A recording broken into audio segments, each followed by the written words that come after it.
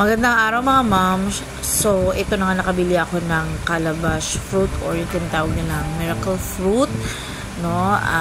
Nabili ko yan dun sa Pansol na pinuntahan namin resort.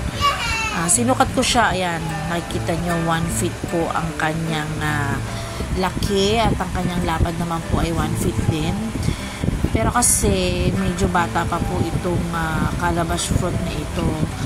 Ang talaga pong ginagawang supplement o juice ay yung kulay green na po o yung dark green. Ito po kasi medyo light green pa siya kaya bata pa po yan. Ayan. So, hatiin po natin siya. Ayan, medyo makunat po kasi yung pinakabalat nito. Kaya dapat yung ang ipapangyak nyo ay yung nasa dulo nung inyong itak. Yung pinaka-pointy part ng inyong itak. Kasi talaga namang matigas po yung bahagi or yung pinakabalat niya.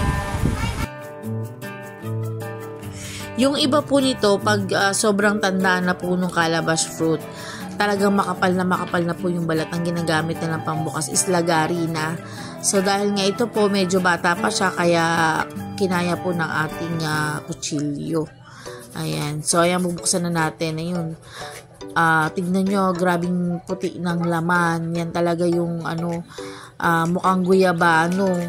Tapos ang texture niya po ay bulak. Parang bulak po siya. Maliliit lang yung buto niya kasi bata pa nga po siya. Pag very na siya, ripe na siya and good for supplement juice, po yan, malalaki po yung buto tsaka maugat na din siya. So ilipat na natin siya, i-transfer natin siya or ilagay na po natin siya sa ating kaldero. Actually yung kaldero na yan is 3 liters na po. Yung half nung ating calabash fruit is puno nung 3 liters or 4 liters po na kaldero namin or kasirola po. Ayan, diba? Ang sarap tignan. Parang ice cream po talaga yan. Parang bulak. Napakaputi. Ayan. So, natapos ko na po yung kalahati. Meron pa po tayong sobra na kalahati pa. So, later po, natin yan. Lilipat natin sa ibang kaldero. Ayan. So, nilagay na natin siya sa kalan para pakuluan. Wala po tayo ilalagay o idadagdag na kahit na gaya ng tubig or kahit na asukal or whatever. Basta yan po, puro po talaga yan na pakukuluan natin, yung laman. And then, extract natin yung juice. Ayan, kapag medyo kumukulo na, makikita nyo po yung mga, yung kulay niya nagte-turn into black na siya, para siyang tinta ng pusit.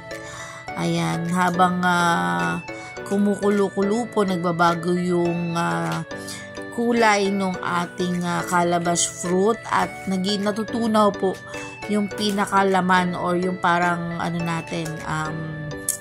meat ng ating calabash fruit. So ayan, isi-strain natin siya para makuha natin yung juice. Ayan po yung itsura nung laman na pinakuluan natin. And then, i-extract po natin yung juice niya. Kasi yun ang magiging supplement natin. So, ito na po yung final product natin. Thank you for watching, guys. God bless.